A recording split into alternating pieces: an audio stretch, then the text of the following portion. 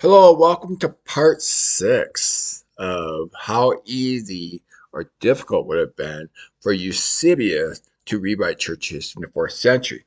Now, I'm not a conspiracy theorist, but when I tell people that they're the rewrite history in the 4th century, they're going to automatically, oh, that's just a conspiracy, so you're crazy. And I can understand where they're coming from with the 21st century mindset. Um, but it just, the 4th century was not at all like it is today at all. And then, especially if you understand the relationship between Eusebius and Constantine, and ask yourself the basic question: how easy would it have been for Constantine to rewrite history in the 4th century? It was not that difficult. So anyway, here's just more evidence.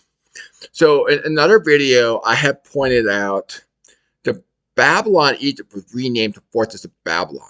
Okay, now remember Eusebius claims, oh yeah, Babylon. When Peter mentioned Babylon, he was referring to Rome. Okay, he was trying to change the center of theocracy from Jerusalem to Rome.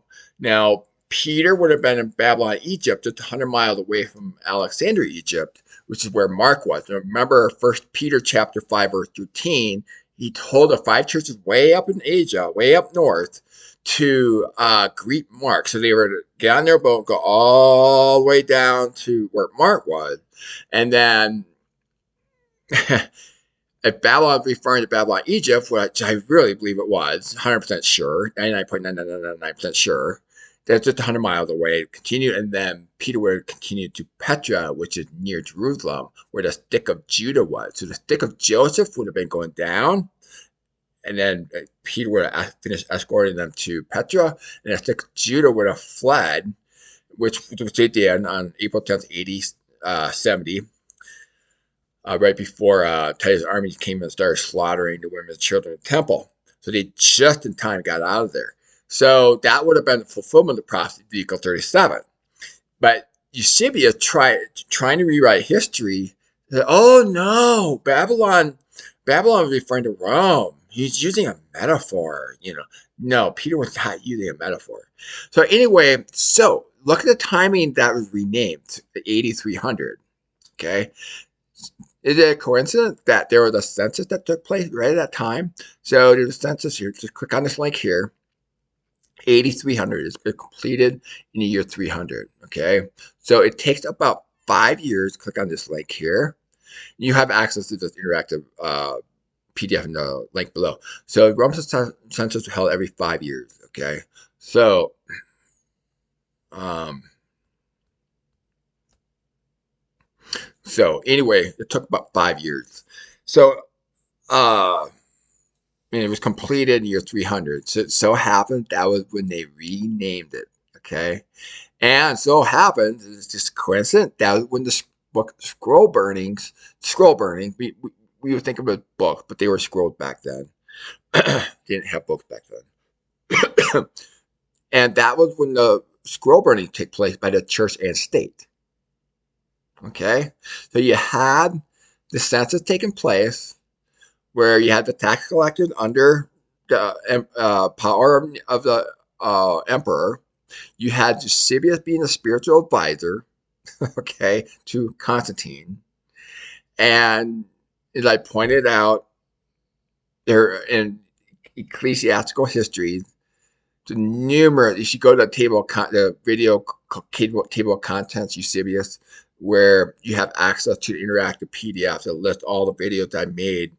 Or over 90% of videos I made on just Eusebius alone. There are other videos where there's more evidence that there's some tampering that went on, a lot of fishy things. Okay, but anyway, there's no doubt that Eusebius was trying to rewrite history, and I go over that. So is it a coincidence that the renaming of Babylon went to Fortress Babylon, and that was just in time the census finished taking place, where they would have been able to collect out of the only 28 libraries in the entire Roman Empire? Again, it was not that difficult to rewrite history.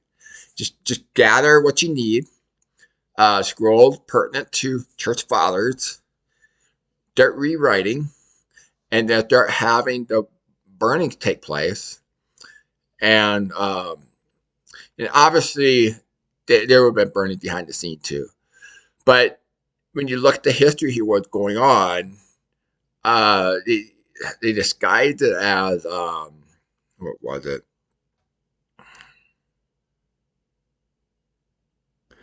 Um,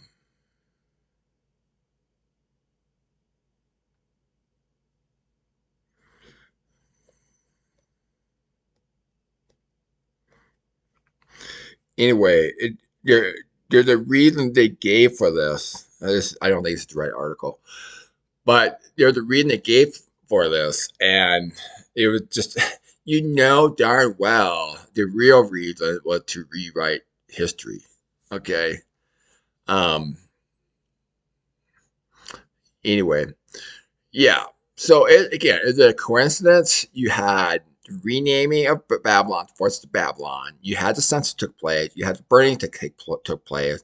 Just during the time Eusebius, you read his writing, you see there, as I pointed out, there are numerous problems with his writings, and he's trying to rewrite history. And I don't think it's a coincidence, the timing of all this. And then you had Peter's cemetery being built. How they know that Peter's, you know, um, you just had the name Simon written on it. But again, if you watch my video, what are the chances of Peter ever stepping foot in Rome? You realize there's actually 0% chance that he actually went there. When you take the Bible very seriously, go through a fine-tooth comb, let the Bible do the talking, don't take outside paradigm that the church fathers superimposed in the text. And that's the problem with Roman Catholicism. It is largely based on presuppositions and eisegesis, and they don't know they're doing it. In order to believe that Peter was in Rome, you have to take presuppositions, hold them as truth, and then you just end up molding the scripture, the Bible, around those false ideas that are less than 100% true. So anyway, so that's all I wanted to point out. There was a census that took place, and right before the book burning, and that matches the time when the map was created. The map right here, that was created. That was at the same time that the renaming of Babylon took place, the fortress of Babylon. Okay, coincidence? I don't think so. How can you think that? Oh, that's just coincidence. You got, these, you know, three things, then plus this, the timing of the cemetery being built, you know. But at the time when the rewriting history take place here, the position of Pope was not being rewritten yet. That didn't take place until the church saw the necessity to create the position of Pope, right here, Council or Sardica. So they realized when Eusebius merged the church and state together, that created a problem later on where the emperor had the final authority over doctrine. So you can imagine the church at that point, like, we got a problem here.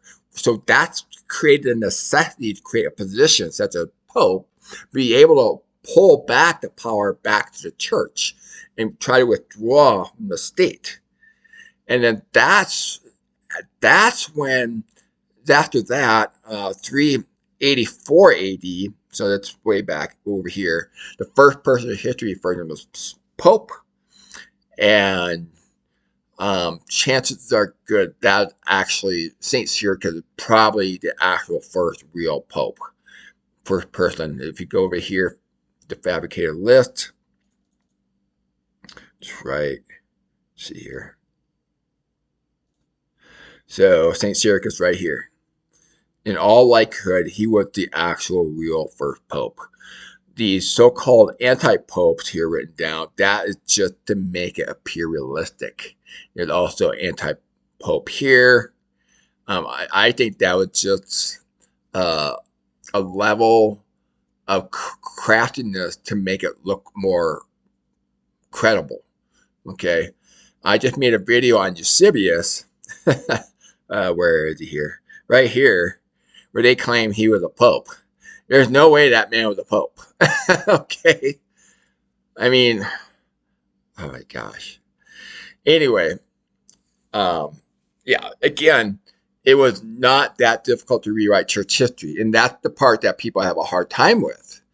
because they have that 21st century mindset. You couldn't do it today, obviously. I mean, you could not pull it off to that level that Eusebius did in the 4th century. You just couldn't do it today. Obviously not. So anyway, that's all I pretty much have to say.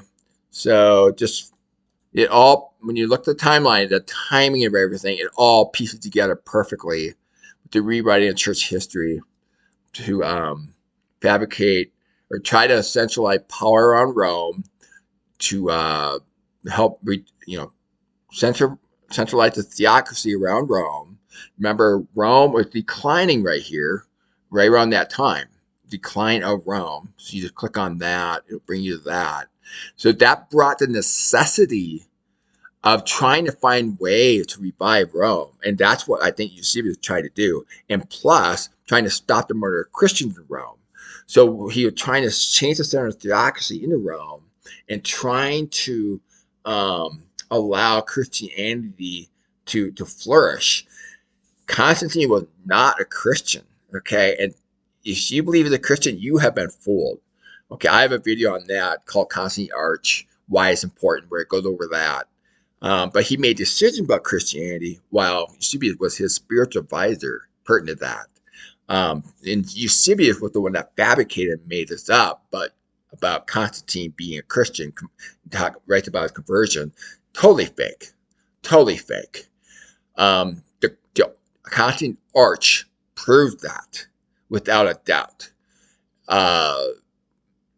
And even if you don't look at the arch, just studying Constantine carefully, you'll see that no way this man was a Christian. Again, he made decisions about Christianity. It was really about power for himself. And so anyway,